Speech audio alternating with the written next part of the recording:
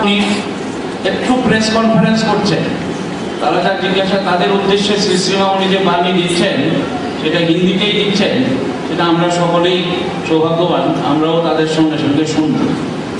गुरु जी ने जो बताया उसके आगे बताने लायक कोई बात नहीं है। तो उन्हीं की वाणी का प्रतिध्वनि करना चाहिए, उनकी वाणियों का ही प्रतिध्वनि करना चाहिए। सबसे पहले ये बात है, उनका कहना है कोई छोटा नहीं, इस दुनिया में कोई भी छोटा नहीं, कोई कुछ नहीं, कोई अवहेलित नहीं रहना चाहिए। भगवान की दृष्टि में, परमेश्वर की दृष्टि में सब बराबर है। फिर अलग अलग क्यों रखें? भगवान का जो श्रेष्ठ नाम है महाओंकार मंत्र, वो मंत्र सबको मिलना चाहिए, उनका अधिकार सबको बराबर रूप से मिलना चाहिए। हाँ, इन मंत्रों के उच्चारण के लिए, इन मंत्रों को पाने के लिए, उनकी साधना करने के लिए जीवन में कुछ सदाचार, कुछ सच्चाई और कुछ सच्चिंता, सत् प्रयास होना जरूरी है। तो ये सारी बातें हम सबको सिखाएंगे, सबका चरित्र गठन करेंगे, सबको देव मानव बनाएंगे, सबको ब्राह्मण बनाएंगे और सबको ये महान मंत्र ब्रह्म गायत्री महामंत्र और महाओंकार मंत्र का अधिकार प्रदान करेंगे। और वही उन्होंने किया। उनकी रचना की गई कई हजार संगीत है, जिसमें सुर भी उन्होंने डाला है। उसमें से एक पंक्ति यहाँ बहुत ही प्रासंगिक होगा। एकला आम्ही मुक्त होते चाही ना प्राणो ना। परमेश्वर के लिए कहते हैं, हे प्रभु, मैं अकेला मुक्त नहीं होना चाहता। जब तक विश्व का हर प्राणी मुक्त न हो जाए तब तक मैं भी दुखों में ही रहना पसंद करता। यही उनकी सभी इंसानों को देव मानव बनाया जाए और देव मानव बनने का रास्ता ही वो सबको बता देगा। रास्ता क्या है? चरित्र।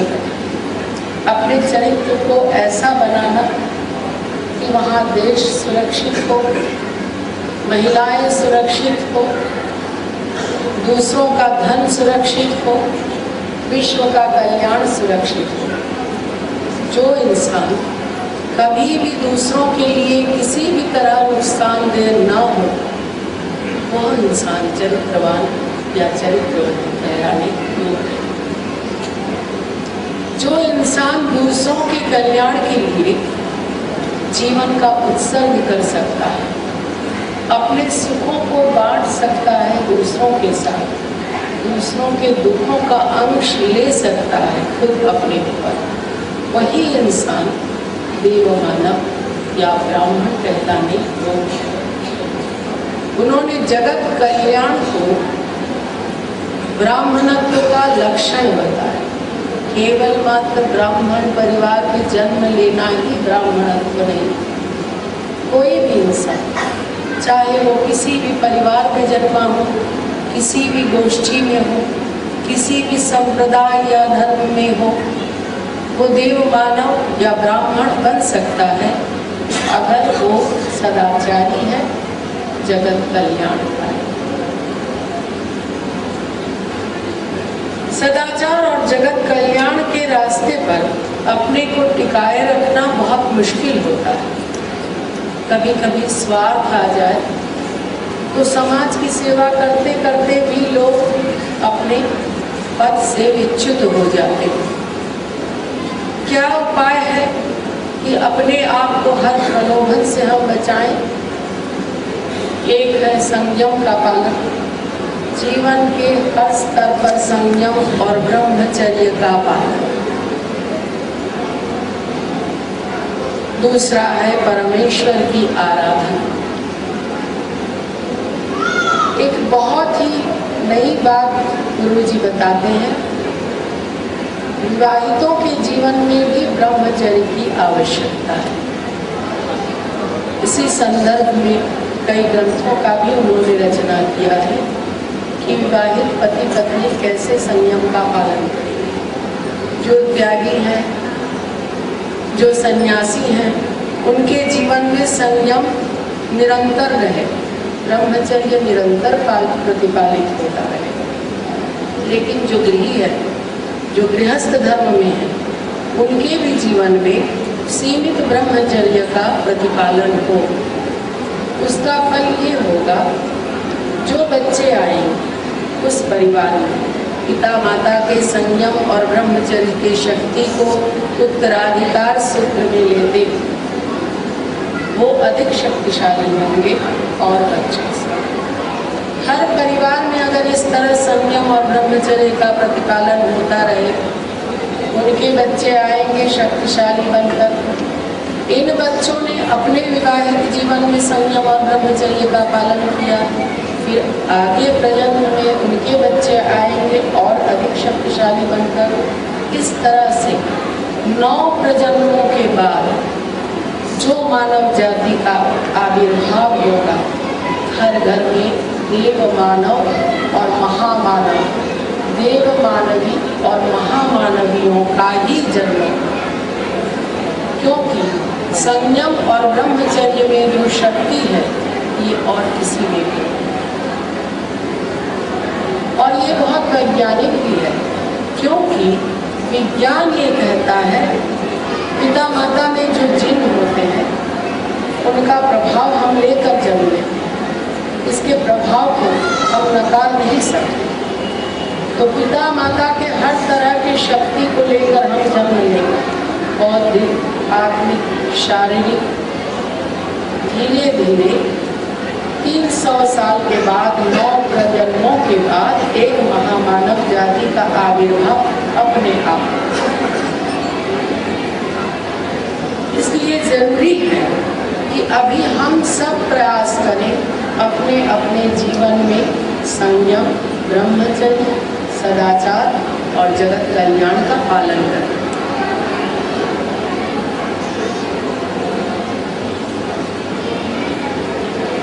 ब्रह्मचर्य, सदाचार,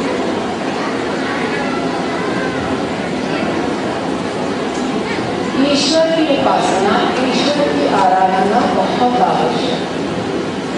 जब हमारे सामने कोई प्रलोभन, कोई लोभ आ जाता है, हमें अपने मार्ग से हटाने के लिए, हमारे संकल्प को कमजोर बनाने के लिए उस वक्त एक वही होते हैं ब्रह्म शक्ति, उसकी आराधना, उसकी उपासना जीवन के हर स्तर पर हमें शक्ति देती है।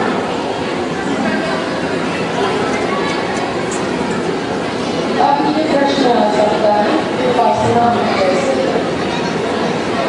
जिस इंसान को जिस ढंग से उपासना करके आनंद मिल जाए, वही उपासना करने के लिए सही है।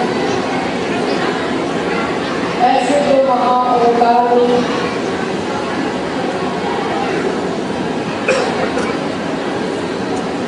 पूरे विश्व ब्रह्मांड की विलय प्राप्ति है। महाओंकार में उपस्थित करने से सभी देवी और देवताओं को एक साथ पूजा प्राप्त हो जाए, एक साथ वो संतुष्ट हो जाए। अलग अलग मूर्तियों में पूजा करते हैं तो लगता है इनको पूजा किया तो वो छूट गए, लेकिन महाओंकार में पूजा का निवेदन हुआ तो सारे देवी, सारे देवताएं उस पूजा को प्राप्त करते हैं एक साथ।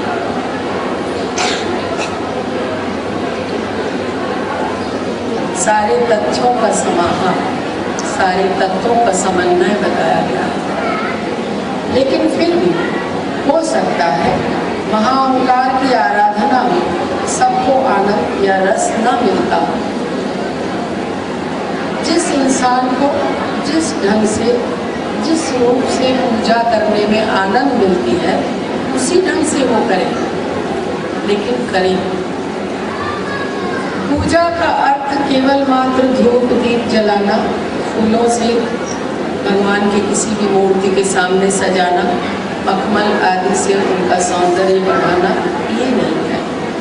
पूजा का अर्थ है उनके ध्यान में निमग्न हो जाना।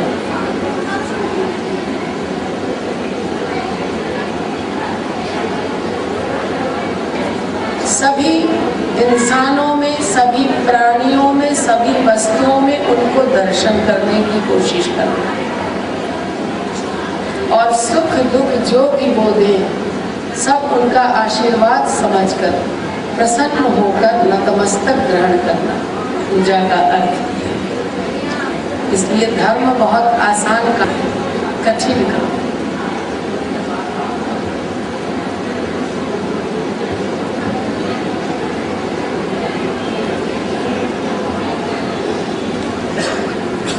ध्यान में बैठना हर इंसान के लिए बहुत आवश्यक है। जो भी मूर्ति पसंद आए, ध्यान के लिए भूमध्य बहुत ही श्रेष्ठ स्थान है।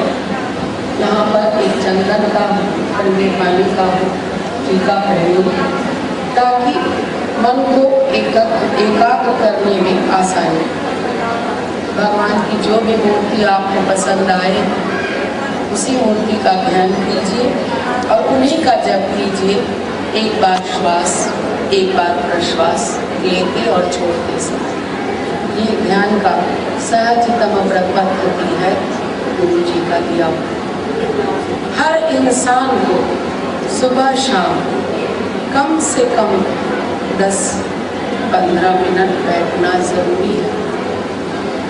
इससे जो आप कह रहे थे बेटा भौतिक जीवन, उसमें भी उन्नति होगी, आध्यात्मिक जीवन में भी उन्नति होगी। क्यों कर? मन जब एकाग्र होगा, मन में जब शांति होगी, पूरे शरीर में स्नायु मंडली प्रशांत होंगे। धीरे धीरे भगवान के स्मरण और ध्यान से स्मरण शक्ति बढ़ेगा, धैर्य स्थैर्य बढ़ेगा, बढ़ेगा ही बढ़ेगा, ये निश्चित है। तो स्वाभाविक है कि आध्यात्म जीवन भौतिक जीवन दोनों सुखमय, दोनों आनंददायक और दोनों आगे बढ़ने वाले, दोनों में उन्नति हो। इसलिए हर इंसान को भगवान के ध्यान का अभ्यास करना जरूरी है। कहते हैं कि बच्चे वो खेलेंगे, वो क्यों तक ध्यान करेंगे? बचपन से ही शुरुआत होनी चाहिए, बल्कि कहना चाहिए जन्म के पूर्व से शुरुआत हो जाना चाहिए। पिता माता अभ्यस्त हो गए अपने ध्यान में, उनका अभ्यास जो माँ के कोख में पल रहा है बच्चा या बच्ची, इसमें आएगा। वो जब बचपन अपना बिताएगा या बिताएगी, बच्चा हो चाहे बच्ची हो, लड़का हो चाहे लड़की हो, हर एक के लिए हर अच्छी चीज़ ज़रूरी है। उसको पिता माता समझाएंगे, अपने साथ बिठाने की कोशिश करेंगे। धीरे धीरे वो बड़ा होता जाएगा और ध्यान के आनंद को प्राप्त करता जाएगा। भगवान के साथ अपने आप को युक्त रखने की ये जो कोशिश है, इस कोशिश से इंसान को हर स्तर में, हर क्षेत्र में, हर पग पग पर अधिक शक्ति मिलती है। ये सुनिश्चित है परीक्षित से। आप जो हमें कह रहे थे भौतिक सुखों के प्रति आजकल हम सबकी दृष्टि पर सही बात है। इसका कारण ये है जिन संस्कारों में पहले जमाने में बच्चों को लालन पालन किया जाता था, उन संस्कारों को हमने छोड़ दिया। शुरुआत है थोड़ा गोलमाल करो ना बाबा, थोड़ा गोलमाल करो ना। पितृमातृ प्रणाम, सुबह उठ करके पिता माता को प्रणाम करने का संस्कार आजकल बहुत कम घरों में ही सिखाया जाता है, बहुत आवश्यक है। भगवान को हम सब नहीं देख पाते, उनकी प्रतिनिधि के स्वरूप पिता माता हमारे सामने रहते हैं। पिता माता के प्रति अगर बच्चे के दिल में श्रद्धा हो, भक्ति हो, तो उसका जीवन नष्ट होने से बच जाता है। बच्चे उद्दंड होकर कुसंग में जाने से बच जाते हैं। ये जो श्रद्धा और भक्ति है, ये एंकर एक नाव है, बंधा हुआ है, तो वो कहीं जाकर के डूबने के डर से अपने आप बचता है, लेकिन हम कहीं बंधे नहीं जाते, केवल आगे बढ़ते जा रहे हैं। और उद्देश्य क्या है? और रुपया और प्रतिष्ठा और भौतिक सुखों का उपभोग।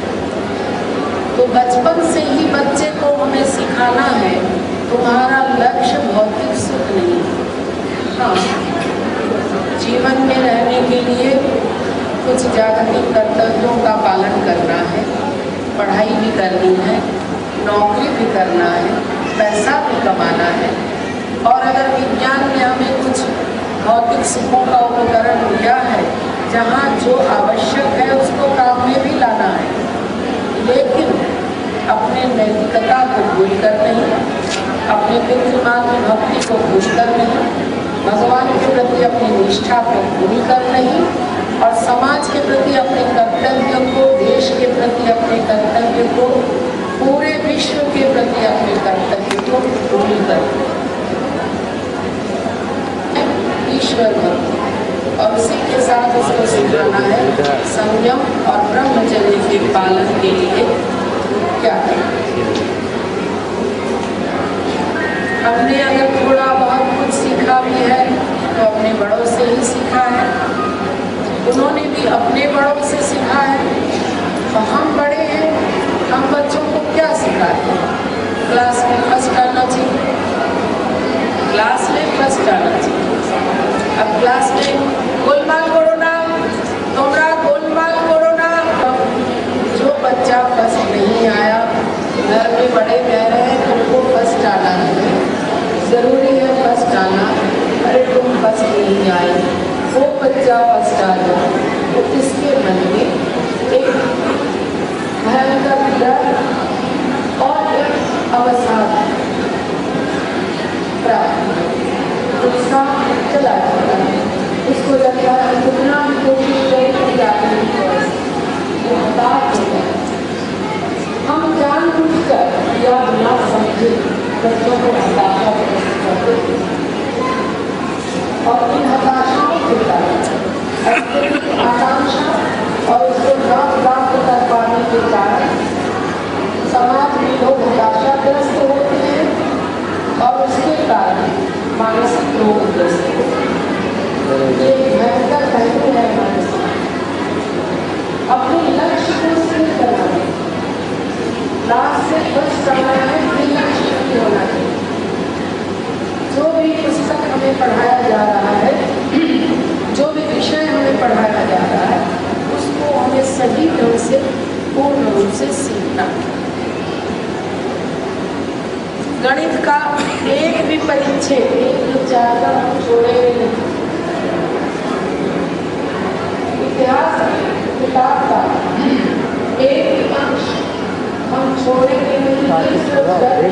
क्या महत्वपूर्ण है, शायद ये ना मुझे तो पूरी किताब की सारी मिल जाए। लक्ष्य ये होना चाहिए बच्चे के साथ। पहली बात है सही ढंग से अपने शरीर को साफ सुथरा रखो, सिखाना चाहिए।